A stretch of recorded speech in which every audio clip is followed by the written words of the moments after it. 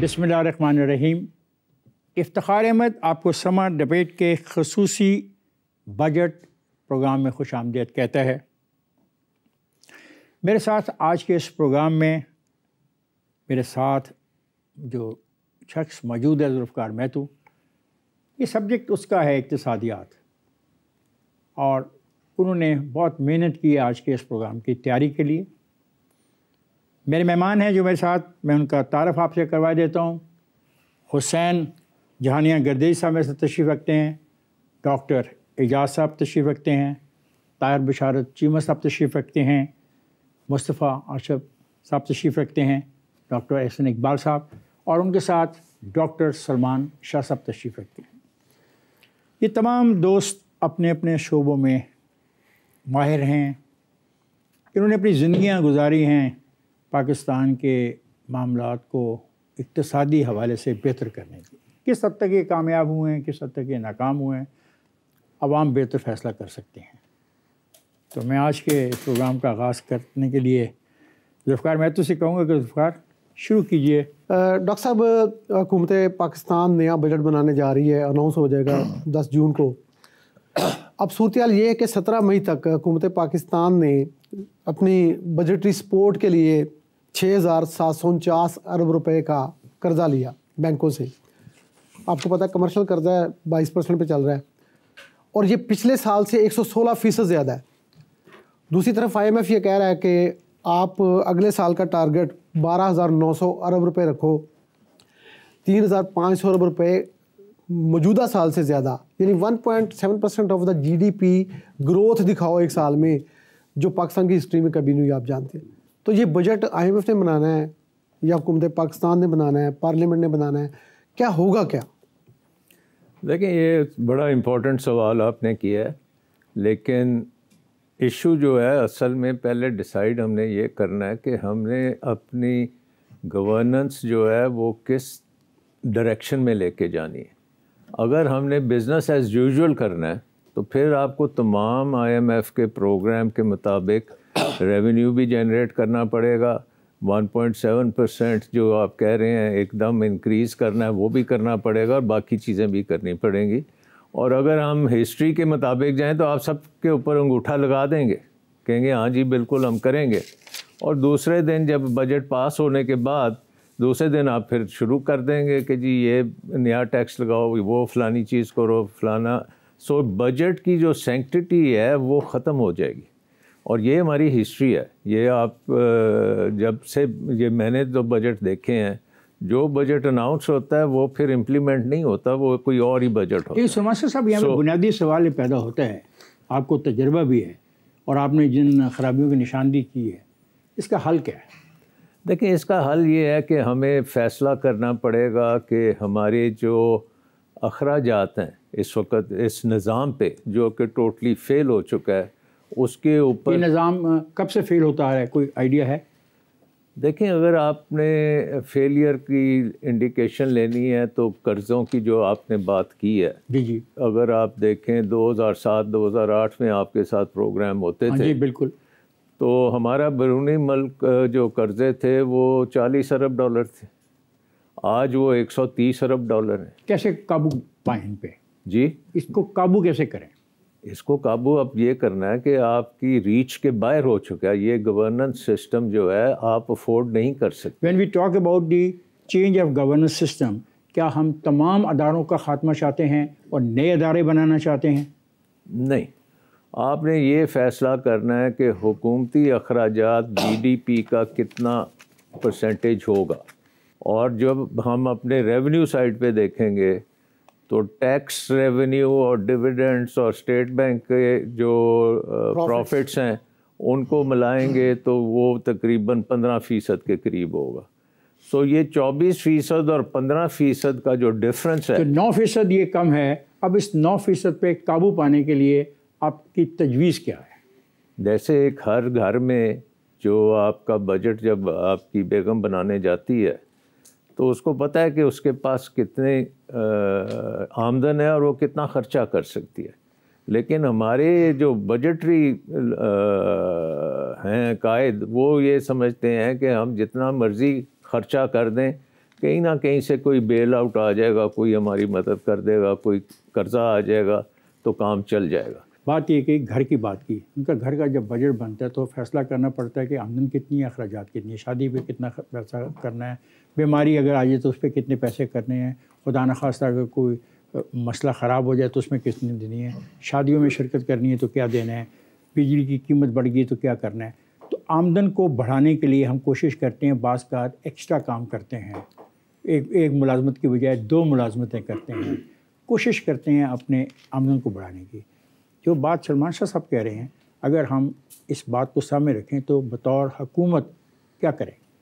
बिस्मिल्लाहिर्रहमानिर्रहीम। खान साहब thank you very much. बड़ा सबसे अहम क्वेश्चन ही बजट में यही है कि हम किस तरीके से अपनी इनकम को जो है वो बढ़ाएं और अखराजात को हम कम करें ताकि जो गैप है बजट में उसको हम रिड्यूस करें। यही ऑब्जेक्टिव होना चाहिए बजट का, जो कि हम आम तौर पर इसको नहीं देखा करते, बल्कि उस गैप को कम करने के लिए आम तौर पर यही कहा जाता है कि हम कर्ज़े लेंगे। तो ये हमारा जो सबसे बड़ा अर्निंग डिपार्टमेंट है फेडरल लेवल पर वो FBR है, और FBR जो है वो मुख्तलिफ़ किस्म के टैक्सेस, जिसमें सबसे ज़्यादा जो है वो इनकम टैक्स है, सेल्स टैक्स है और बाकी टैक्सेस हैं, वो इकट्ठे करता है। अब अनफॉर्चुनेटली जो हमारा ख़ास तौर पे जो इनकम टैक्स का मामला है वो को ब्रॉड बेस्ड नहीं है। मतलब शुरू से अगर हम उसकी इनकम टैक्स की तारीख़ देखें तो वो बिल्कुल एक अर्बनाइज्ड किस्म का टैक्स था, और अनफॉर्चुनेटली शहरों के अलावा देहातों में इनकम टैक्स के महकमे की प्रेजेंस ही नहीं हुआ। मुझे एक बात बताना पसंद करेंगे कि कितनी अमाउंट पे जाके इनकम टैक्स लागू होता है? 6 लाख। 6 लाख और 6 लाख रुपया जो आदमी कमाता है उसको इनकम टैक्स देना होगा। ये कह रहे हैं ना हम, इसमें छाबड़ी फरोश भी आता है, छोटा दुकानदार भी आता है, इसमें आप भी आते हैं, मैं भी आता हूँ, सब आते हैं। तो बुनियाद ये है कि जो आदमी 6 लाख कमाता है वो इनकम टैक्स दे, और इसको इकट्ठा करने का रोल अदा करना है FBR ने। अच्छा, मैं इसमें इफ्तिखार साहब आपके सवाल को थोड़ा सा आगे, चूँकि हसन इकबाल साहब फेडरल सेक्रेटरी रहे, तो जैसे कि शाहजी ने कहा कि आप ये करना है कि 4 से 5% हमने अखराजात में कमी लानी है। तो सिविल गवर्नमेंट के हसन इकबाल साहब कौन से ऐसे अखराजात हैं जिसमें हम कट लगा सकते हैं? यानी अगर आप डिफेंस की बात करेंगे तो वहाँ पे तो इंडिया से मुकाबला है, हमारा वेस्टर्न बॉर्डर भी अब गर्म रहता है, तो मेरा ख्याल है कि वहाँ पे शायद कोई क्वेश्चन करें तो उनके पास कोई जवाब होगा। लेकिन सिविल गवर्नमेंट का जो साइज़ है, जो SOEs के बड़े बड़े 700-800 अरब रुपये का उनका खसारा है, तो आप समझते हैं क्या, यानी क्या प्लानिंग हुकूमत पाकिस्तान करे आपके तजुर्बे की रोशनी में कि ये रिड्यूस हो जाए? पहले मेरा सवाल, 6 लाख कमाने वाला हर शख्स टैक्स दे, और FBR की जिम्मेदारी है वो टैक्स वसूल करे। अगर वो नहीं कर सकती तो FBR का महकमा ख़त्म कर दिया जाए और ये टैक्स की कलेक्शन आउटसोर्स कर दी जाए। इसके बाद FBR को चाहिए कि वो एक ऐसा अपना निज़ाम सेटअप करे कि इसको तमाम इलाकों में, हमारे जो लाहौर के सुबर्ब्स हैं, इतने बड़े बिजनेसमैन वहाँ पे बैठे हुए हैं, उन पर कोई वो इनकम टैक्स के अफसरान की कोई रीच नहीं है, वो उनसे किसी किस्म का कोई टैक्स जो है वो कलेक्ट नहीं कर सकते, और ना ही उनको पता है कि उनकी आमदनी कितनी है। तो इसको जो है एक ब्रॉड बेस्ड टैक्स बनाने की ज़रूरत है, और स्पेशल इनको अफसरान लगाने चाहिए लोअर लेवल के। अब आप देखें कि इनकम टैक्स में सिर्फ असेसमेंट ऑफिसर करता है 17 ग्रेड से ऊपर। आउटसोर्स क्यों ना कर दें? एक महकमा नाकाम हो गया है, आप मुझे ठेका दे दें मुल्क के मुख्तलिफ इलाकों का कि इतना टैक्स यहाँ पे है, हमें इकट्ठा करके दो, इतना कमीशन आपका है। देखें इफ्तिखार साहब, जो हुकूमत का टैक्स होता है ना, वो आपकी तजवीज़ तो दूसरे पैरा में तो बहुत अच्छी होगी, लेकिन टैक्स कलेक्शन जो है ये हुकूमत का बुनियादी काम होता है। आप ये कहेंगे जो हुकूमत टैक्स कलेक्ट करती है उसी को हक है कि वो हुकूमत करे, ये फंडामेंटली आप ये कह रहे हैं। अब इनके सवाल का जवाब क्या है कि जब हमारे अखराजात में इजाफा जो है, क्या करें? फौज का तो कट नहीं कर सकते, तो क्या करें? आपकी सिविल सर्विसेज बंद कर दें? मेरी अर्जी है कि आपके हुकूमत के इतने बड़े बड़े स्ट्रक्चर्स हैं, जिसमें आपके डिपार्टमेंट्स इतने ज़्यादा हैं, इतने एम्प्लॉइज़ हैं, उनको रैशनलाइज किया जा सकता है, उनको कम किया जा सकता है। अपनी हुकूमतें अपने खर्चे काफ़ी हद तक जो है वो कम कर सकते हैं। ये एहसास कब हुआ? मैक्स वेबर वाली सर, माय डियर सर, ये एहसास कब होना शुरू हुआ? ये हमेशा से होता रहा है। आप देखो पाकिस्तान बनने के बाद ब्यूरोक्रेसी कितनी उसकी तादाद थी, उसके बाद आप सक्सेसिवली देखें कि हर साल एवरी ईयर मतलब नए एम्प्लॉइज़ भर्ती किए जा रहे हैं, और आज आप देखें कि उसकी तादाद 4 से 5 गुना हो चुकी है। ये मैक्स वेबर वाला फार्मूला है ना कि ब्यूरोक्रेसीज हमेशा अपने आप को एक्सपेंड करती हैं। आप जब भी किसी आदमी को कहेंगे, ब्यूरोक्रेट को कहेंगे कि ये काम को कहेंगे मुझे तो ये इतने बंदे चाहिए, मुझे तो ये ऑफिस चाहिए, मुझे फ़लाँ चीज़ चाहिए, और उसके बाद एक महकमा बन जाएगा। फिर उसके बाद कभी वो महकमा जो है ख़त्म ही नहीं होगा, काम चाहे ख़त्म हो जाए। व्हाट आपकी तजवीज़? मेरी तजवीज़ ये है कि इसकी हर साल जो है स्ट्रिक्ट किस्म की वैल्यूएशन होनी चाहिए, और वो महकमे जिनकी अफादियत ख़त्म हो चुकी है उनको ख़त्म कर देना चाहिए, उनको दूसरे महकमों में जम कर देना चाहिए ताकि हुकूमत के खर्चे जो है ना वो बचें। असल में FBR का मामला है तो 3,500 अरब रुपए का वो कहते हैं ग्रोथ दिखाओ। FBR की कैपेसिटी है? जहाँ तक कैपेसिटी का ताल्लुक है वो है, लेकिन बात यह है कि उसको यूटिलाइज कैसे करना है। ये किसने करना है सर? FBR के पास किसने करना है? 25,000 एम्प्लॉयज़ हैं, उनमें से अगर आधे भी फारग कर दें लेकिन सिर्फ डिजिटाइजेशन कर दें और डॉक्यूमेंटेशन कर लें तो ये 3-3,500 तो कुछ भी नहीं है, इससे भी ज़्यादा हो सकता है। अच्छा, एक बात जो कि साल साल से हम सुन रहे हैं और जिस पे कभी अमल नहीं हुआ, और अगर उस पर अमल हो जाए तो आपके सारे टारगेट पूरे हो जाएंगे, वो है broadening of the tax base. Tax की बुनियाद वसी अगर हो जाए, 6 लाख तो लाजमी है ना, क्या हम उसके ऊपर भी अमल कर रहे हैं? नहीं कर रहे, उस पे भी अमल नहीं कर रहे, इसलिए कि वो टैक्स की जो बुनियाद वसी नहीं है। आपके रिटेल और होलसेल सेक्टर, आपके सर्विसेज सेक्टर, आपका ट्रांसपोर्ट सेक्टर ये टैक्स नहीं अदा कर रहा उस तनासब से जितना उनका शेयर है GDP में। अभी जो गवर्नमेंट ने एक स्कीम शुरू की है, ताजर 2 स्कीम शुरू की है कि हम रिटेलर को रजिस्टर करेंगे। आप हैरान रह जाएंगे कि इसमें जो इख्तियार दिया गया था कि लोग खुद रजिस्टर्ड हो जाएं 30 अप्रैल तक, सिर्फ पूरे पाकिस्तान में 119 लोग रजिस्टर्ड हुए। आज वो 20,000 21,000 हो गया। It means there is no governance in Pakistan. बिल्कुल नहीं है, तो गवर्नेंस का नाकामी है। हाँ जी, टोटल ऐसा ही है। और 30 अप्रैल के बाद जब थोड़ी सी FBR ने एफर्ट की तो वो हो गई तादाद कोई 32-33 हज़ार आउट ऑफ 33 लाख, यानी 1%। आप जब रिटेलर को रजिस्टर्ड करने की ही कैपेसिटी नहीं रखते और उसको करना नहीं चाहते तो ब्रॉडनिंग या टैक्स की बुनियाद वसी कैसे होगी? सर इसकी वजह ऐसा तो नहीं कि ये जो रिटेलर हैं ये ख़ास सियासी पार्टियों के साथ मुंसलिक होते हैं और इनका वोट बैंक है और इस वोट बैंक को वो पार्टियां टच नहीं करना चाहती? इनके पास दरअसल शटर पावर है। सियासी हुकूमतें इससे डरती हैं कि अगर हमने इन पे ज़बरदस्ती की तो ये हड़ताल कर देंगे। जो मौजूदा निज़ाम है रजिस्ट्रेशन का और जो मौजूदा कानून है रजिस्ट्रेशन का, उससे कभी भी रजिस्ट्रेशन नहीं होगी। आपने देख लिया कि ये 3 महीनों से कैंपेन चल रही है और 1% हुए हैं, और वो भी बड़ी इन्होंने कोशिश की है। ये एक किस्म की नाकस स्कीम है।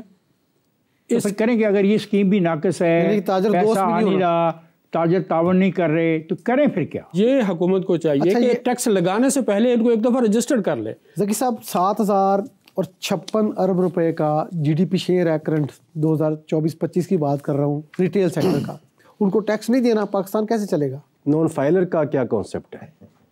यानी कि आपने एक प्रोविजन रखी हुई है कि आपने नॉन फाइलर रखना है। तो मेरी तो सर रिक्वेस्ट है गवर्नमेंट ऑफ पाकिस्तान से और SIFC से कि हमें अपनी बेस को ठीक करना होगा। अगर आपने चोर के लिए क्या है कि मेरी तजवीज़ ये है कि नॉन फाइलर का कॉन्सेप्ट को ख़त्म किया जाए। सर बैंक के पास डाटा मौजूद हैं, हमें एग्जीक्यूशन करने की ज़रूरत है, इम्प्लीमेंटेशन करने की ज़रूरत है। क्या बैंक लॉज इजाज़त देंगे जो इन्होंने बनाए? सर बिल्कुल, लॉज जो है उनको सलमान शाह साहब बैंक लॉज इजाज़त देंगे? नहीं, देखें बात यह है कि इतना आसान काम नहीं है जितना आप समझ रहे हैं। ये ओवरनाइट नहीं हो सकता। ये टेक्नोलॉजी आपको लानी पड़ेगी और the sooner you do it the better it is. बाकी काम जो है वो इसी तरह फिर हम हर साल करते रहेंगे। हर साल नहीं करें सलमान साहब, एक स्पेसिफिक बात की गई। इन्होंने कहा कि हमें बैंकों से रिकॉर्ड तलब करके लोगों की लिस्ट लेनी चाहिए। ये सवाल था। ऑलरेडी FBR को एक्सेस हो चुकी है, ऑलरेडी हो चुकी। सर जो टैक्स, मैं अगर लिस्टेड कंपनी की बात करूं 29% इनकम पे टैक्स है और उसके बाद फिर 15% डिविडेंड पे टैक्स है, 44% टैक्स है। सर मुझे उसका क्या एडवांटेज है एज ए इंडस्ट्रियलिस्ट? और जो मेरे कंपेटिटर है वो टैक्स में नहीं है। जानिए साहब, सबसे बड़ा इल्ज़ाम आप लोगों पर है कि आप एग्रीकल्चर से इतना पैसा कमाते हैं और एक आना देने को तैयार। अच्छा, ये मैं इसको आगे बढ़ा दूँ फिगर के साथ। शादी ये जुलाई मार्च 2024-25 के फिगर हैं।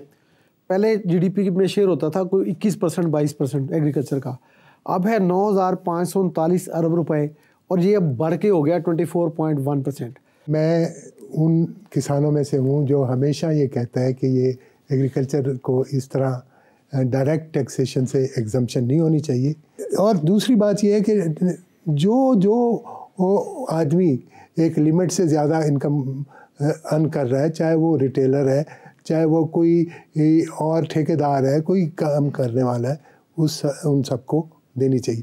जब डिस्क्रिमिनेशन ख़त्म करेंगे, हर एक के लिए एक यूनिफॉर्म लॉ बनाएंगे, जैसे एजाज साहब ने कहा है कि स्लैब को कम करें, बल्कि मैं तो कहूँगा कि स्लैब भी यूनिफॉर्म रखें और सब पे एक जैसा लगाएं, टैक्स और एग्रीकल्चर पे भी लगाएं, ताकि इन सब का ये जो चोरी है ये ख़त्म हो। किसान कहता है कि ये इतने बड़े किसान हैं, ये कहते हैं कि हम तो 6 लाख रुपया सालाना कमाते हैं। किसान नहीं देना चाहता होगा, मैं मानता हूँ इस बात को, लेकिन हुकूमत भी लेना नहीं चाहती है। सीएन मेकर्स ने जब कानून बनाना हुआ तो वो बन जाएगा। साहब, मैं आपसे सिंपल सवाल ये पूछता हूँ कि आप लोग 6 लाख रुपए से कम आमदन कमाते हैं, से यस और नो? भाई बहुत से लोग ज़्यादा आमदन कमाते हैं। अब मैं इसके साथ लेकिन इसके साथ जा रहा हूँ ब्रेक पे इस इंफॉर्मेशन के साथ कि पाकिस्तान के जो जागीरदार हैं, पाकिस्तान के जो बड़े ज़िम्मेदार हैं, वो 6 लाख रुपया सालाना आमदन भी नहीं कमाते। फ़र्ज़ साथ मैं जा रहा हूँ ब्रेक पर, जाइएगा नहीं, हमारे साथ ही।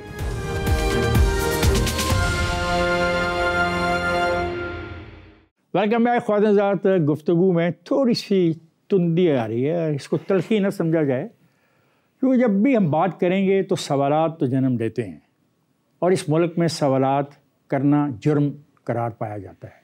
हाँ, आप अपने घर के काम करने वाले से ये सवाल करें कि आज का काम तूने पूरा क्यों नहीं किया, आप अपने बच्चे से ये सवाल करें कि तेरी आज जो तालीमी रिपोर्ट मेरे पास आई है वो अच्छी नहीं है, तो वो नाराज़ हो जाता है।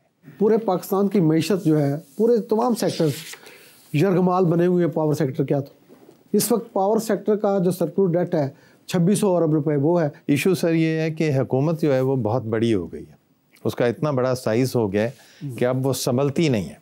आप अंदाज़ा लगाइए कि जो एक वापडा था, और वापडा जो था वो तमाम तर बिजली के मामलात संभालता था, उसकी जगह पे अब 1999 से लेके अब तक यानी कि 25 साल में 24 गुना जो साइज़ है ना एस्टेब्लिशमेंट का वो बढ़ गया पेप यानी कि वापडा के मुकाबले में। अगर वहाँ आप समझिए कि पावर में अगर 1000 आदमी था तो वो 25 गुना बढ़ गया और 25 इसमें 24 नई एंटिटीज़ बनाई गई। सबसे बड़ा कसूर ये है कि एक की जगह पे अब 24 इदारे हैं जो आपको बिजली पहुंचाते हैं। और मज़े की बात है, हर इदारा जो है वो एक कॉस्ट सेंटर बन गया है, उसकी अपनी एक कॉस्ट है जो लोगों से ली जाती है। तो एक तो ये जहन में रखें। सो जब तक इसे दुरुस्त नहीं करेंगे काम नहीं बनेगा। आप अंदाज़ा लगाइए कि 2001 में उस वक्त की हुकूमत ने एक हाई पावर्ड जो है रिपोर्ट लिखवाई कि गवर्नमेंट को कैसे राइट साइज़ किया जा सकता है, उसको सामने रखा जाए। और आजकल वाटर एंड पावर मिनिस्ट्री जो है अब इस वक्त आप समझ लीजिए कि 3 मिनिस्ट्रियों में बंट चुकी है।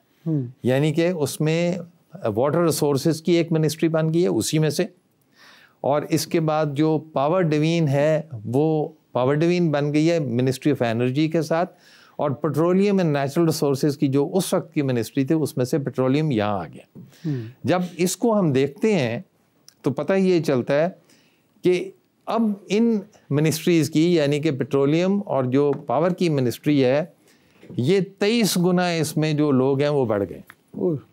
ज़रा गौर कीजिए, बजाय इसके कि हम उस रिपोर्ट पे अमल करते और ऐसे राइट साइज़ करते, यानी कि जो उस वक्त की नफरी थी उस रिपोर्ट में कहा गया था कि उसे आधा बाआसानी किया जा सकता है। तो इस वक्त मैं ये रेकमेंड करूँगा इस फोरम के थ्रू कि बजट में ये बताया जाए कि गवर्नमेंट की राइट साइजिंग से कितने पैसे बचेंगे और वो कहाँ खर्च किए जाएंगे। जो आपने आईपीपीज़ की बात की, आईपीपीज़ जो हैं वो उस वक्त लगे थे यानी कि लगाए गए थे, प्राइवेट सेक्टर को इसमें लेके आते हैं ताकि वो अपनी रवायती एफिशिएंसी से रेट कम करे और सारिफ के लिए बेहतरीन जिसे कहते हैं चीज़ पेश करे। ये को मुआहिदा था उनके साथ, मुआहिदे ये थे और उसके पीछे फ़लसफ़ा भी ये था। और दूसरा, हुकूमत पे जो वज़न है नए पावर स्टेशंस लगाने का वो ख़त्म किया जाए, ताकि वो हुकूमत जो है और इम्पेरेटिव्स पे, एजुकेशन पे, सोशल हेल्थ पे, इंडस्ट्रियलाइजेशन पे लगाएगी। एग्जिस्टेंशियल थ्रेट है इस वक्त पाकिस्तान को पावर सेक्टर से, यानी कि अगर इसे क्या कह रहे हैं आप, एग्जिस्टेंशियल थ्रेट, यानी कि खतरे में पाकिस्तान की बका का मसला है। किस बुनियाद पे? इसलिए कि जी ये चलने ही नहीं दे रहा, इसका एक जकड़ बंद है, स्ट्रेट जैकेट में इसने बंद कर दिया, ये पाकिस्तान को ऑपरेट ही नहीं होने दे रहा, इतनी इसकी मुसीबत है।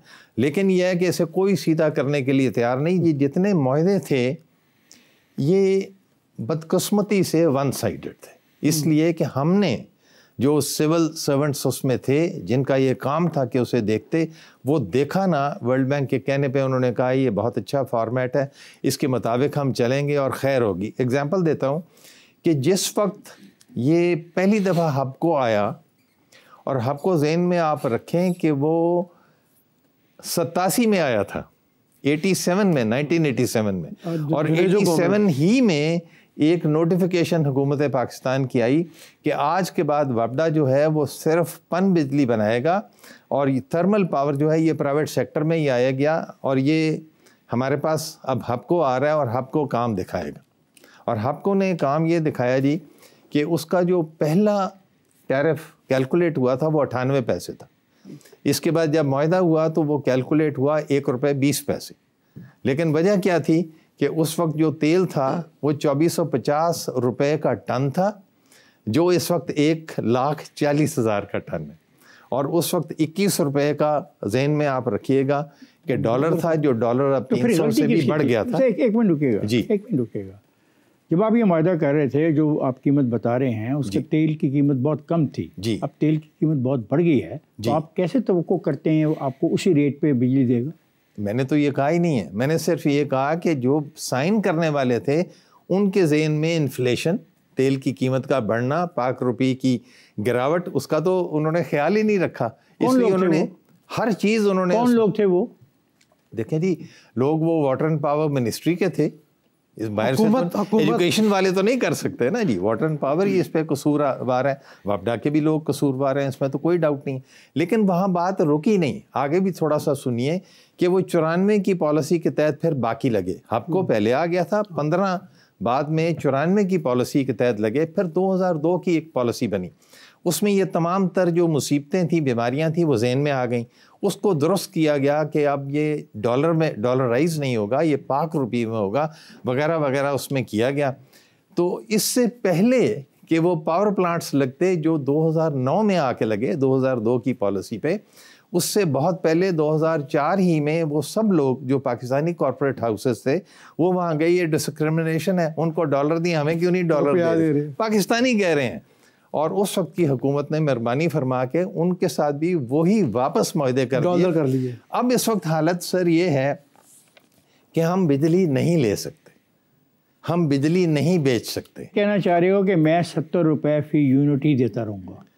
ये अभी इनको तो एक्सप्लेन कर, 70 रुपये यूनिट जो इस वक्त है जी, 70 तो नहीं है, आप 54 रुपये, 54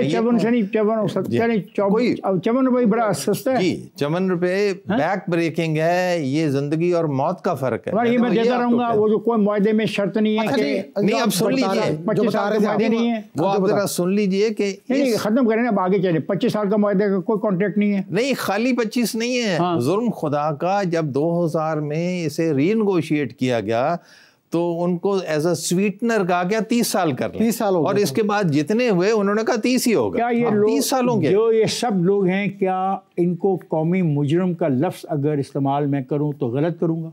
देखें, मैं तो आपसे सीधी सी बात करूंगा कि कौमी मुजरम हैं, इसलिए कि एग्जिस्टेंशियल थ्रेट है, बका का मामला है। जो कुछ उस दिन हुआ, जो कुछ उस दिन हुआ उसकी वजह से आजकल अब नहीं, हमारी बचत कोई नहीं है। अच्छा, अब बचत है का मामला है, खत्म करें। बचत इस तरह है जी कि पहले मैंने आपको कहा था कि राइट साइजिंग करने के लिए एक बताया जाए कि कितने पैसे हुकूमत पाकिस्तान छोड़ेगी जो कहीं और इस्तेमाल हो सकता है। इसी तरह इस साल बहुत ज़रूरी है कि आपको IPPs को ख़रीदने के लिए कुछ पैसे रखने होंगे, यानी कि वो IPPs जो आप तकरीबन तकमील की तरफ पहुंच रहे हैं, किसी का 4 साल है, किसी के 3 साल है, वो तकलीफ ख़त्म करने के लिए पाक रुपी में उन्हें डिस्काउंटेड रेट पे बाय आउट किया जाए, खरीद लिया जाए। ये करना पड़ेगा और आपको इस दफ़ा जो आपका बजट है उसके अंदर उसकी प्रोविजनिंग करनी पड़ेगी।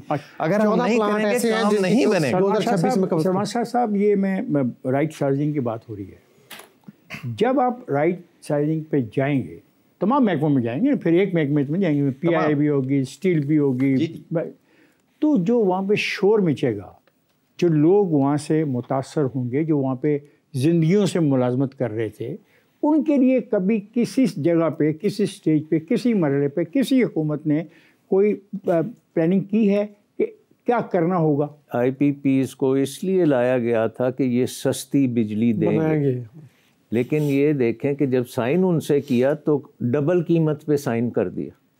उस वक़्त मेरा ख्याल है 94 में 3-4 सेंट की बिजली बनती थी, हमने 6 सेंट कर दिया था। फिर उसके ऊपर हमने 0.25 और सेंट्स दे दिए कि आप जल्दी जल्दी बनाएं।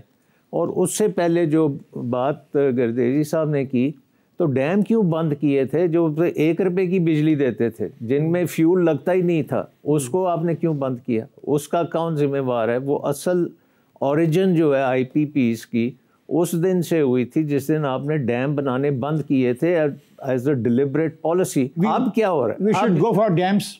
Of course we should go for dam. जब आप कहते हैं कि रियासत को के हुजूम को छोटा किया जाए, ये कह रहे हैं ना आप सारे? एग्जैक्टली ये कह रहे हैं ना आप सारे? अच्छा, जब रियासत के हुजूम को छोटा करेंगे, जो मुतासरीन होंगे उनके बारे में कोई स्टडी है हमारे पास पाकिस्तान में कि जब उनको बरतरफ किया जाएगा, नौकरियों से फारग किया जाएगा, जो शोर मचेगा, जो मामलात आएंगे, उसको कैसे हैंडल किया जाएगा? आपको एक कंपेटिटिव पावर सेक्टर बनाना पड़ेगा। How much time it will take? जितना मर्जी लगे। आपका सवाल ये है कि डाउन साइजिंग करेंगे तो जो लोग अनएम्प्लॉय होंगे उनको हम क्या करेंगे? अब इस पे मेरा सवाल आपसे ये है, क्या पाकिस्तान का सर्वाइवल इम्पोर्टेंट है या चंद इंडिविजुअल्स का सर्वाइवल इम्पोर्टेंट है? आई थिंक पाकिस्तान का सर्वाइवल इम्पोर्टेंट है। पहली बात तो ये है, उन लोगों मेरी बात मुकम्मल होने दें, मेरी बात मुकम्मल होने दें। कभी भी कोई काम कुर्बानी दिए बगैर कोई टारगेट अचीव नहीं होता। इस वक्त पाकिस्तान का एग्जिस्टेंशियल थ्रेट हो गया है। इसके लिए हमें सर्जरी की ज़रूरत है और सर्जरी करनी पड़ेगी। I am for the surgery sir, लेकिन सर्जरी का तरीका कार क्या हो? डाउन साइजिंग में, राइट साइजिंग में एक गोल्डन हैंडशेक भी होता है, उनको दिया जाता है। थैंक यू सर, आपके बजट में आना चाहिए। शाह साहब, एक very good, thank you very much Shah साहब, थैंक यू वेरी मच। बस नाउ सलमान शाह साहब ने हमारा तवज्जो दिलाई है कि yes we can do it.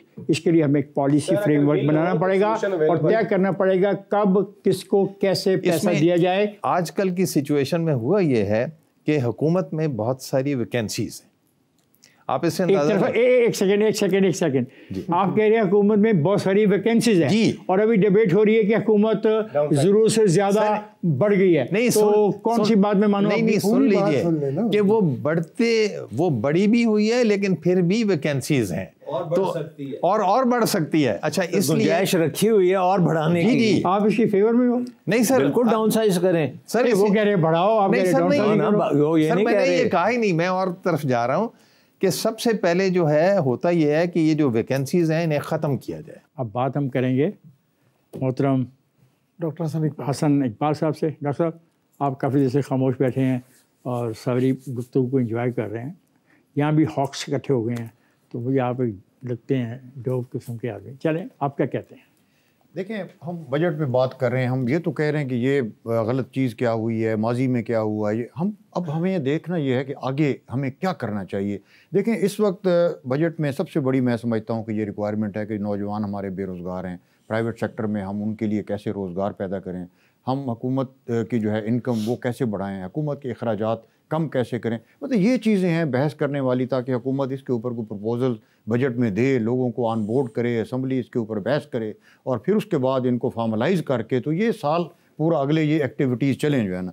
तो मैं एक इफ्तिखार साहब आपके तवज्जुह से, आपके प्रोग्राम के तवज्जुह से ये दूंगा तजवीज़ हुकूमत को कि हुकूमत को ऐसा ऐलान करे कि इंडस्ट्री जो है, जो भी कोई इंडस्ट्री लगाएगा और उसमें 200 से ज़ायद एम्प्लॉइज़ अगर वो रखेगा तो हम उसको टैक्स में मसलन 50% छूट देंगे। मैं एक मिसाल दे रहा हूँ, इससे ज़्यादा भी हो सकती है, कम भी हो सकती है। ये हुकूमत इसके बारे में जो है ना वो गौर करे। इसी तरह आईटी जो है इस वक्त पूरी दुनिया में ये एक ऐसी सनत बन गई है कि जिसको अब पाकिस्तान ने इसके ऊपर काम करना तो शुरू किया है, लेकिन वो शायद उस स्पीड से नहीं हो रहा। इसको और बेहतर तरीके से जो है ना वो आगे चलना चाहिए। इसी तरह जो हमारे पाकिस्तानी बैरून मुल्क हैं वो वापस आना चाहते हैं, उनके पास सरमाया है, उनके पास नो हाउ है, वो एक मॉडर्न किस्म की इंडस्ट्री जो है वो पाकिस्तान में लगा सकते हैं। लेकिन वो जैसे ही एयरपोर्ट से बाहर निकलते हैं तो पता नहीं उनके साथ क्या होता है कि वो 4 दिन के बाद फिर जो है ना वो वापसी का प्रोग्राम बना लेते हैं। इस पे हमें जो है ना वो और ये जो वन विंडो वगैरह की बातें सुनते हैं सब ऐसे ही जी, ये जो वन विंडो की बातें हम अगला मेरा यही पॉइंट था कि वन विंडो की हम बातें सुनते हैं, वो करते हैं, लेकिन होता कुछ नहीं है। वो 24-25 महकमे हैं जो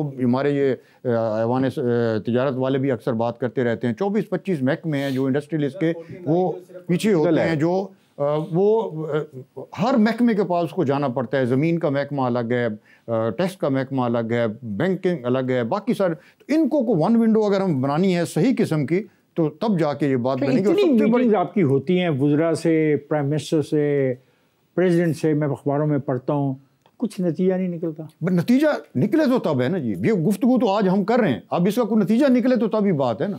बातें आपने भी बहुत की हैं, बातें हमने भी बहुत की हैं। सलमान शाह साहब आईटी की बात कर रहे हैं। आप सब दोस्तों में जो कौन सा आदमी है जो आईटी का माहिर है और जो समझता है कि नौजवानों को अगर हम आईटी पे ले जाएं तो 2-2.5 साल में हम करोड़ों लोगों को इसमें इन्वॉल्व कर सकते हैं? Any one of you? इसमें मैं आपको बताऊं कि आईटी में बिल्कुल ग्रोथ हो रही है। इस साल जो जून क्लोज होगा तो तकरीबन $2.5 बिलियन की तकरीबन एक्सपोर्ट हो चुकी होगी। तो एक पोटेंशियल एरिया है पाकिस्तान में। आईटी के साथ साथ हमें नॉन ट्रेडिशनल जो सेक्टर्स हैं जिसमें फ्रूट्स एंड वेजिटेबल है, मीट है, जिसमें डिहाइड्रेटेड फ्रूट्स एंड वेजिटेबल है, फिर उसके अंदर पैकेजिंग है। तो ये SFIC की बात कर रहे हैं आप? जी सर, SIFC तो कुछ एरियाज देख रही है जिसमें माइनिंग एंड मिनरल्स देख रही है, वो एग्रीकल्चर को देख रही है। क्या यकीन आप मुझे दिलाते हैं कि जो ये मुआहदे आप करेंगे बाद में उस तरह शोर नहीं मचेगा जिस तरह IBP पे शोर मच रहा है? देखिए मेरे ख्याल से SIFC इसमें बड़ा अच्छा किरदार अदा कर रही है। नहीं, किरदार की बात नहीं हम कर रहे हैं, मुआहदों की बात कर रहा हूँ। हम मुआहदे कर लेते हैं, वो चीज़ें ले जाते हैं, फिर हम शोर मचा रहे होंगे कि ये हमें पैसे नहीं मिल रहे, हमारी चीज़ें ले जाई जा रही हैं, हमारे रिसोर्सेज इस्तेमाल किए जा रहे हैं, हमारी मैन पावर इस्तेमाल की जा रही है, हमारी ज़मीन इस्तेमाल की जा रही है, उसके मुतबादल हमें वो चीज़ नहीं मिली जिसका तवक्को था। मैं उसकी बात कर रहा हूँ। बड़ा वैलिड क्वेश्चन है। इसमें अभी काफ़ी सारे गैप्स अवेलेबल हैं। अभी ये स्टार्ट हुआ है, इसके अंदर जो बिज़नेस साइड है वो भी आनी है, ये जो कमर्शियल साइड आनी है, इसमें अभी बहुत सारे गैप्स हैं। अभी उन्होंने 5 सेक्टर को आइडेंटिफाई किया है जिसमें एक आईटी है, एक एग्रीकल्चर है, माइनिंग एंड मिनरल्स है। मुझे माइनिंग और मिनरल पे इतराज़ है। कैसे आप माइनिंग और मिनरल दे सकते हैं? अभी बात चल रही है, गालिबन रिकॉर्डिंग की बात है कि कुछ 1 अरब का दे रहे हैं और लोग कहते हैं वो 40 अरब की मालियत की चीज़ है। तो फिर क्या करेंगे अगर इसके? सर देखिए, पाकिस्तान में माइनिंग एंड मिनरल्स के बहुत बड़े ज़खायर अवेलेबल हैं, ठीक है, और उसकी जो वैल्यू है वो भी बहुत ज़्यादा है। हम उसको अगर टके टोकरी दे देंगे, क्यों दें? ये हमारा कसूर है। तो मैं ये कह रहा हूं, पहले भी होता कर चुके हैं तो दोबारा मैं बिल्कुल नहीं होना चाहिए। यानी ये जो एग्रीकल्चर हम लैंड दे रहे हैं, मुतमिन हो यार, ये हम अपने लोगों को क्यों नहीं प्रमोट कर सकते? अपने आप देखें जी, पार्टीशन से आज तक आपके एग्रीकल्चर सेक्टर ने कितनी ग्रोथ दी। अगर आप उनको मजीद, ये तो आप एक इग्नोर्ड सेक्टर के तौर पे आ रहा है, अगर इसको सपोर्ट देंगे। नहीं, जो मैं कह रहा हूँ, जो ये फैसला है, पार्लियामेंट का फैसला है, क्या इस फैसले से आप बतौर एक जिम्मेदार मुतमिन हो? मैं तो समझता हूँ कि इससे बेहतर था कि अगर हमारे लोकल ग्रोअर को प्रमोट किया जाता, उसको टेक्नोलॉजी दी जाती और वो यहाँ अपनी प्रोडक्शन में अपना हिस्सा बेहतर तरीके। जिस तरह आप FBI वाले क्या बोलते हैं सारे मामले में? जनाब बहुत सारी डिबेट हो गई है जी, बहुत सारी चीज़ें ज़ेरे बहस आ गई हैं। अच्छा, एक बड़ा मेन सवाल रह गया प्लीज़, क्योंकि जो मैं समझता हूँ ये भी एक बड़ा मसला इस पाकिस्तान की इकॉनमी के अंदर चल रहा है, ख़ासतौर पे गवर्नमेंट के सेक्टर में। वफाक का अभी जो अकाउंट है वो 4,338 अरब रुपए के खसारे में है और सूबे 435 अरब के सरप्लस में है। ये लेटेस्ट फिगर है मार्च तक का, जुलाई मार्च का अकाउंट। क्या एनएफसी को दोबारा नेगोशिएट करने की गुंजाइश है? सबसे पहले आपको 18th अमेंडमेंट के तहत जो डिफरेंट हुकूमतों के डोमेन है उसके मुताबिक आपका स्ट्रक्चर भी होना चाहिए ना। अब अगर एग्रीकल्चर प्रोविंशियल सब्जेक्ट है तो फेडरल गवर्नमेंट को फूड सिक्योरिटी में बैठे हुए क्या ज़रूरत है? अब वो क्या प्रोविंशियल गवर्नमेंट नहीं कर सकती, बल्कि बेहतर कर सकती है। और अगर आपके डेवलपमेंट प्रोग्राम में गुजरांवाला में कोई सड़क बन रही है तो वो फेडरल गवर्नमेंट का काम तो नहीं है, वो तो लोकल गवर्नमेंट का काम है ना। तो पहले आप अपनी हुकूमत का स्ट्रक्चर जो है फेडरल, प्रोविंशियल एंड लोकल, ये तीनों को फाल करें और जो कॉन्स्टिट्यूशन कहती है उसके मुताबिक उनका रोल होना चाहिए। और सबसे कमज़ोर एलिमेंट हमारा लोकल गवर्नमेंट है, उसको वापस लाओ, उसको ठीक करके बेहतरीन वहाँ पे डेवलपमेंट लोकल गवर्नमेंट करती है। वो फेडरल गवर्नमेंट इस्लामाबाद में बैठ के नहीं करती। आज तक इस्लामाबाद ने जो डेवलपमेंट की है, हाँ डैम बनाए हैं, 2 डैम बने हैं, वो आज तक आपकी इकॉनमी को चला रहे हैं। उसके अलावा पीएसडीपी में आप देखें तो कोई नज़र ही नहीं आता कि क्या हुआ है, हमारी डेवलपमेंट किधर गई। सो आपको ये निज़ाम को ठीक करना पड़ेगा, फेडरल गवर्नमेंट का भी कम करना पड़ेगा और प्रोविंशियल गवर्नमेंट्स को भी कम करना पड़ेगा, लोकल गवर्नमेंट को और बढ़ाना पड़ेगा और प्राइवेट सेक्टर को आज़ाद करना पड़ेगा। उसके ऊपर जो आपने इतने ज़्यादा कानून बनाए हुए हैं वो ख़त्म करें, डीरेगुलेट करेंगे तो ये काम सारा होगा। मैं जा रहा हूँ, रीनेगोशिएट नहीं होगा, नहीं आई थिंक वो अभी वो मुश्किल बात है। आप पहले अपना हुलिया तो ठीक करें। मैं ब्रेक पे जा रहा हूँ, मैं ब्रेक पे से वापस आके एफबीआर के पास जाऊँगा। सर असल प्रॉब्लम जो है, जो ये बात कहना चाह रहा है, वो ये कह रहा है कि सूबे अपने रेवेन्यू को ज़्यादा नहीं कर रहे और एनएफसी अवार्ड से जो पैसा मिल रहा है उसी से फ़ायदा उठाया जा रहा है। असल जो प्रॉब्लम आ रही है इस पे कभी हम बात करेंगे। मैं ब्रेक पे चला जाता। पॉइंट है कि सूबे भी कर रहे हैं खर्चा और फेडरल भी कर रहे हैं। एग्री, वो तो आपने बहुत अच्छा कहा कि वो डुप्लिसिटी क्यों है, कि वो महकमे वहाँ पे क्यों रखे गए जो वफाक को नहीं होने चाहिए। ये पहला स्टेप तो ये है। एग्री। दूसरा स्टेप है फिर ये प्रोविंशियल गवर्नमेंट को अकाउंटेबल करें। Yes agree. ख्वाजाजात, मैं जा रहा हूँ ब्रेक पर, जाएगा नहीं, हमारे साथ रहिएगा। Welcome back. ख्वाजाजात, गुफ्तगू हो रही है बजट के हवाले से और मैंने महसूस किया कि ट्रेड एंड इंडस्ट्री की नुमाइंदगी प्रॉपर नहीं हुई और उनको मौका नहीं मिला जितना वो मौका चाहते थे। तो मैं ज़की याद साहब से गुजारिश करूँगा कि मुख्तसर से अल्फाज में जो कंट्रीब्यूट कर सकते हैं वो करें, क्योंकि ये आखिरी राउंड है हमारा। जी ज़की साहब। सर बहुत शुक्रिया आपका। सर हमारी जो इस वक्त जो गवर्नमेंट से और SIFC से रिक्वेस्ट है कि जो इलेक्ट्रिसिटी की जो प्राइस जो केयरटेकर गवर्नमेंट ने और SIFC ने अप्रूव कर दी थी 9 सेंट, सर इसको फौरी तौर पर इम्प्लीमेंट किया जाए। नंबर 2 जो इंटरेस्ट रेट है उसको ग्रेजुअली या टाइम के साथ 15% के ऊपर लाया जाए, क्योंकि इन्फ्लेशन अब डे बाई डे कम हो रही है। तो एक तो ये हमारी रिक्वेस्ट है। तीसरा जो गैस का इशू है और प्राइसेस का इशू है, तो ईरान के साथ जो हमारा गैस पाइपलाइन का जो सिलसिला है उसको हमें एक्सप्लोर करना चाहिए और उसको पूरा करना चाहिए। और इसके अलावा टैक्स बेस को हमें बढ़ाना चाहिए। टैक्स बेस बढ़ेगा तो जो अभी 12,000 जो जितना का टारगेट बनाया है हमने, वो तभी अचीव हो सकेगा अगर रेवेन्यू आएगा। और इसके अलावा बजट पे जो भी तजावीज़ हो, जो भी सिलसिला हो, उसमें FPCCI को, चैम्बर्स को, ट्रेड बॉडीज़ को ऑन बोर्ड लेना चाहिए। बिल्कुल तो सर ये 4-5 मेरे पॉइंट। ये अच्छा, FBR से के हवाले से बात करते हैं। मुस्तफा साहब, आपको पता है कि सिगरेट, सीमेंट, शुगर और बहुत सारे ऐसे सेक्टर्स जो हैं वो टैक्स उस तरह से नहीं देते जिस तरह से, यानी trace and track system FBR कहता है हमारा नाकाम हो गया। इस तरह से और बहुत सारी चीज़ें को 300-400 अरब रुपए का टैक्स चोरी ये सिगरेट इंडस्ट्री क्लेम करती है कि जो इलीगल सिगरेट मार्केट में बिक रहे उससे है। तो FBR में ये क्यों नहीं हो रहा? ये इनके ऊपर टैक्स पे यानी गवर्नमेंट कोई रुकावट है, कोई पॉलिटिशियन रुकावट है, कोई इदारा रुकावट है?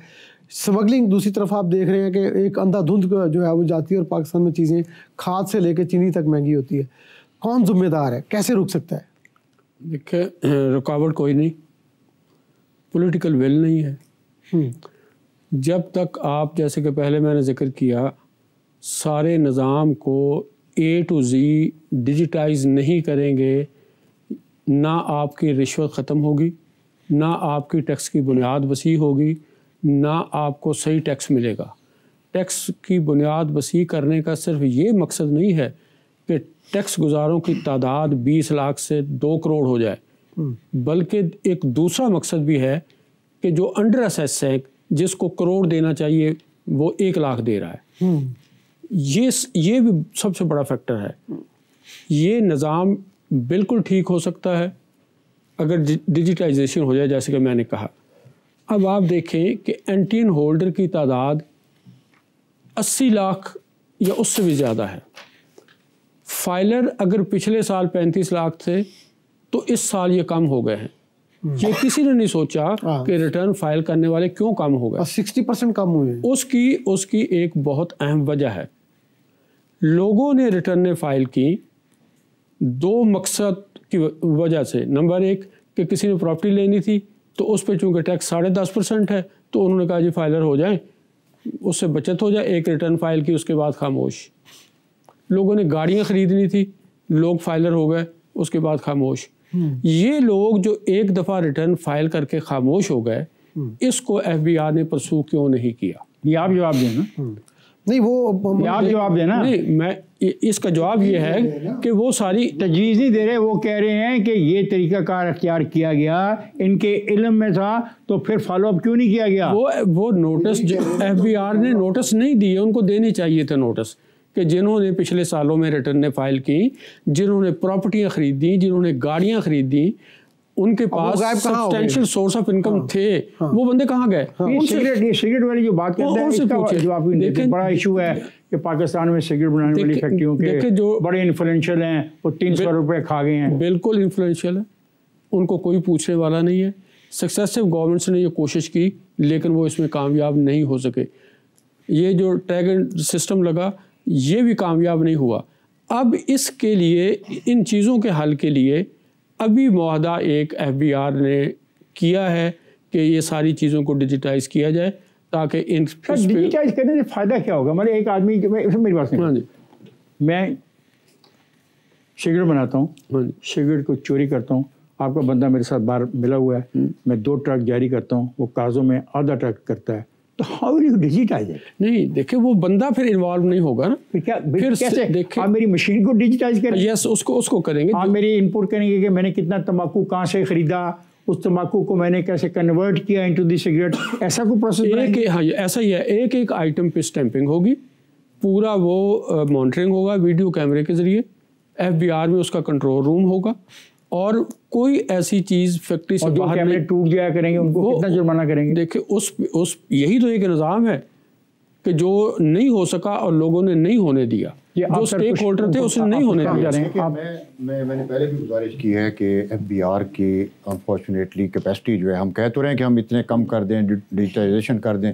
मैं एक आपको मिसाल देता हूँ, जो हमारे ये मोबाइल फ़ोन्स हैं, इससे जो टैक्स कटता है, एक दफ़ा हमने कोशिश की थी कि वहाँ फेडरल गवर्नमेंट में ईसीसी ने कहा था कि हमें इसकी डिटेल बताएं कि ये कितना टैक्स कटता है और कितना जमा होता है। एफबीआर उसका जवाब नहीं दे सका था, हालांकि ये सारा तो वो ये होना चाहिए ना जी कि कितना जो एडवांस टैक्स काटते हैं, मतलब 100 रुपए का कार्ड एक शख्स लेता है, उसका 25 रुपया कट जाता है।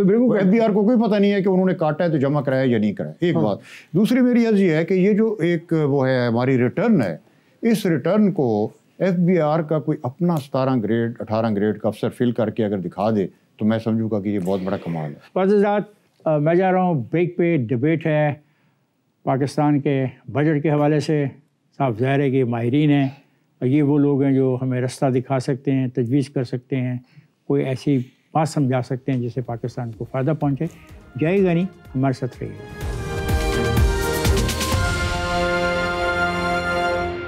Welcome back ख्वातीन। डिबेट पे बात हो रही है, कुछ मुझे समझ आ रही है, कुछ आपको समझ आ रही होगी, कुछ हमें ये समझाएंगे।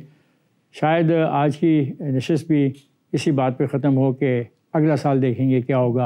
और ख़राबियाँ बहुत ज़्यादा हैं, कवानीन पर अमल दरामद नहीं होता, गवर्नेंस है नहीं है, इरादा है नहीं है, हुकूमतें जो आती हैं उनके अपने अल्ले तल्ले बहुत हैं। ऐसी बातें होंगी, लेकिन हमें सुननी पड़ेंगी। मैं उम्मीद करता हूँ कि इन तमाम ख़राबियों के हवाले से आज जो दोस्त यहाँ पे मौजूद हैं, कोई ना कोई ऐसा रास्ता हमें बताएंगे जिससे इन खामियों पर काबू पाया जा सके। I give you a chance to say one liner proposal for the budget. I will start from the respectable Mr. Jania. जी आपने देखा और बड़ी अच्छी डिबेट हो गई है बजट पे। अब डाउन साइजिंग का एक इम्पॉर्टेंट इशू है जो डिस्कस होता रहा है। अभी आपने खबर पढ़ी होगी कि फेडरल गवर्नमेंट 70,000 लोगों को फारिग कर रही है।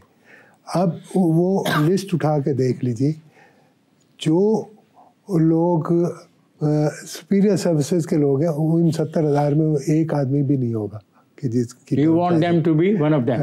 अच्छा, ये डाउन साइजिंग भी इसी तरह होती है ना, जो आप इशू, मेरी बात मुकम्मल होने दें, आप इशू उठा रहे हैं कि छोटे एम्प्लॉयज़ को तो जो यहाँ पे मैं एक और बात जो आज आपके नोटिस में लाना चाहता हूँ। अब खर्चा घटाने के लिए पहले गवर्नमेंट ने 4,200 स्कूल जो है प्राइवेटाइज कर दिए। अब 13,000 स्कूल पंजाब गवर्नमेंट प्राइवेटाइज कर रही है। अब खर्चा घटाने का ये मकसद नहीं है कि आप एजुकेशन से बजट को कम कर दें और बाकी जहाँ अल्ले तल्ले हो रहे हैं, जो ऑफिसर करोला कार पे फिरते थे आज वो लैंड क्रूजर पे फिर रहे हैं, वहाँ पे क्यों नहीं खर्चा कम कर? जी sir, now your point sir. एक बड़े मजे की बात मैं आपसे शेयर कर लूँ। वेस्ट पाकिस्तान इकट्ठा होता था, चीफ सेक्रेटरी यहीं पे दफ्तर लाट साहब में बैठता था और यहीं से बैठ के वो सारे के सारे वेस्ट पाकिस्तान को कंट्रोल करता था। आज उसके दफ्तर के अंदर इतने एसी नहीं होते थे, उसके बाथरूम में इतने एसी नहीं होते थे, उसके घर में इतने एसी नहीं होते थे, उसके पास एसी कार नहीं होती थी। मैं ऐसी बात कह गया हूँ। जी आप कुछ कहना चाह रहे थे? जो IMF से हम जो भी लें इस दफ़ा, चाहे वो 8 बिलियन लें डॉलर, जितना भी लें, उसकी यूटिलाइजेशन क्या होगी? अगर तो हमने उस पैसे को खसारे की मद में इस्तेमाल करना है तो हमें फिर बिल्कुल नहीं लेना चाहिए। जो इदारे प्राइवेटाइज होने हैं उसको जल्द अज किया जाए और जो भी IMF से पैसा लिया जाए वो प्रोडक्टिव काम के लिए इस्तेमाल किया जाए। ये मैं चीमा साहब से सवाल के साथ ही, चीमा साहब जो IPPs के मुआहदे हैं उनको अंडू किया जा सकता है, कोई है ऐसी गुंजाइश? देखें, एक इंटरनेशनल लॉ है जिसे कहते हैं impossibility of implementation of a contract. इस वक्त पोजीशन ये हो गई है कि IPPs के मुआहदे जो हैं हम इम्प्लीमेंट कर ही नहीं सकते। आइदर वी डाई राइट और the PPAs go. So impossibility of implementation of contracts में लाना चाहिए, मेहनत करनी चाहिए, कोशिश करनी चाहिए, जितने भी कम हो जाएं उतना ही अच्छा है। लेकिन जो दूसरी बात इफ्तिखार साहब ने पूछा वो ये है कि हमारी गवर्नमेंट्स जो है ना जी, गवर्नमेंट्स टोटल प्रोविंशियल भी और प्रोविंशियल गवर्नमेंट और फेडरल गवर्नमेंट भी, ये टॉप हैवी हैं। यानी कि जिस महकमे को मैंने ज्वाइन किया था और वहाँ एक चीफ इंजीनियर इंचार्ज था, अब उसी जगह पे 21 लोग हैं जो 20 ग्रेड के और 21 ग्रेड के लोग हैं। टॉप हैवी, इसे ख़त्म होना चाहिए। जी सर, इनकम टैक्स का एक कानून है कि कोई भी इमूवेबल प्रॉपर्टी जो है 50 लाख से अगर ज़्यादा हो तो वो कैश में नहीं परचेज़ की जा सकती। इसके अलावा जो मूवेबल एसेट है, अगर नहीं की जा सकती तो अगर हो रही है तो फिर गलत हो रहा है, क्या उसकी सज़ा है? हाँ, कानून में उसकी सज़ा है वो। ठीक है, प्लीज कैरी ऑन। अच्छा, दूसरा है कि इसके अलावा जो मूवेबल एसेट है, मतलब ज्वेलरी आप ले लें या कार ले लें या फर्नीचर ले लें, वो अगर 10 लाख से ज़्यादा हो तो आप कैश में नहीं ले सकते। ये है कानून। इस कानून पे FBR अमल दरामद कर ले, आपके ब्रॉडन के मसले भी हल हो जाएंगे, आपके नए टैक्स गुजारों के मसले भी हल हो जाएंगे, आपके जो टैक्स चोरी कर रहे हैं वो उसको भी आप पकड़ सकेंगे। अच्छा, right sizing of the government, Malik साहब, right sizing of the government मसला है। मैं लास्ट योर ओपिनियन ऑप्शन दी मुझे, मैं सिर्फ मुख्तसरन 2 पॉइंट अर्ज करूंगा। एक तो हुकूमत को वाटर मैनेजमेंट और डैम्स पर तवज्जो देनी चाहिए। दूसरा पॉइंट मैं FBR के बारे में कहूँगा, जो आपने कहा था कि उनको आउटसोर्स करना चाहिए, प्रोविंशियल गवर्नमेंट से कोलैबोरेशन करनी चाहिए ताकि टैक्स कलेक्शन हो ग्रास रूट लेवल से और वो फिर FBR को वो ट्रांसफ़र करें और फिर केसेस जब रजिस्टर हो जाएं तो वो उनको ट्रांसफ़र करें FBR को through collaboration between federal government and provincial government, ताकि डिस्ट्रिक्ट एडमिनिस्ट्रेशन और बाकी लॉ इन्फोर्समेंट सारी उसके क्लब करके ये एफर्ट करें तो only then this can be. Thank you. And देखिए, आई थिंक ये जो बजट है ये बिजनेस एज यूजुअल नहीं होना चाहिए। इसमें बहुत मेजर इकोनॉमिक ट्रांसफॉर्मेशन की डायरेक्शन नज़र आनी चाहिए, डाउन साइजिंग गवर्नमेंट की नज़र आनी चाहिए, एनर्जी सेक्टर की रिफॉर्म्स नज़र आनी चाहिए, आपके जो डिस्ट्रिक्ट लेवल डेवलपमेंट है उसको सामने रखना चाहिए, और ओवरऑल प्लान एक आना चाहिए कि ये अगले 5 साल में पाकिस्तान कैसे ये मुसीबतों से निकलेगा। माई लास्ट क्वेश्चन, गौर से सुनिएगा, क्या NFC से सूबे में पैसा आ गया तो सूबे का पैसा सारे शहरों में जाना चाहिए, सिर्फ एक शहर में तो नहीं जाना चाहिए? यकीनन ये जिसकी जो हाँ या ना प्रोविंशियल फाइनेंस कमीशन अवार्ड जो है प्रोविंशियल फाइनेंस तमाम शहरों में जाना चाहिए, फार्मूला बेस्ड होना चाहिए, फार्मूला बेस्ड। बहुत प्रोविंशियल फाइनेंस कमीशन को एक्टिव करना चाहिए जो था और जिसको रिडंडेंट करना। PFC शुक्रिया तमाम दोस्तों का कि आप ने शिरकत की और वक्त निकाला। हम ये बातें तो करते हैं, कोशिश होती है हमारी कि कुछ ना कुछ रास्ता निकाल लें। रास्ते बड़े मखदूश हैं, बड़े खारदार हैं, माफियाज चीज़ों को मैनेज करते हैं।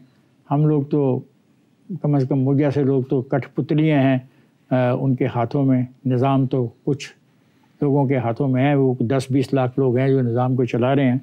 मैं ज़ुल्फ़िकार महतू का बहुत शुक्रिया अदा करता हूँ कि उसने बहुत संजीदगी से इस मामले को लिया और हमने बहुत जल्दी में ये फ़ैसला किया कि ये प्रोग्राम हमें करना है। तो महतू ने जो सवालात आज आपके सामने रखे हैं बहुत डाटा बेस्ड सवालात हैं। ये आदमी डाटा की बहुत तैयारी करता है, इसको फिगर्स के साथ खेलना आता है। मैं चूँकि महारत नहीं रखता इक़्तिसादियात में, तो मैं माज़रत ख़्वाह हूँ कि अगर कोई मैं अच्छा फिगर आपसे डिस्कस ना कर पाया हूँ। हुसैन जानिया गर्देजी साहब, इंजीनियर तारिक बशारत चीमा साहब, मुस्तफ़ा अशरफ साहब, डॉक्टर हसन इकबाल साहब, ज़की इजाज़ साहब और मेरे काबिल एहतराम डॉक्टर सलमान शाह साहब, अल्लाह तबारक ताला आपको खुशियाँ दे, अल्लाह ताला आपको शर पसंदों के शर से बचाए, अल्लाह ताला आपको हासदों के हसद से बचाए और आपको अपनी हिफ्ज़ व मान में रखे। और यही दुआ मेरी पाकिस्तान के गरीब आवाम के लिए भी है। मुझे और ज़ुल्फ़िकार महतू को आप इजाज़त दीजिए। आपका बहुत बहुत शुक्रिया।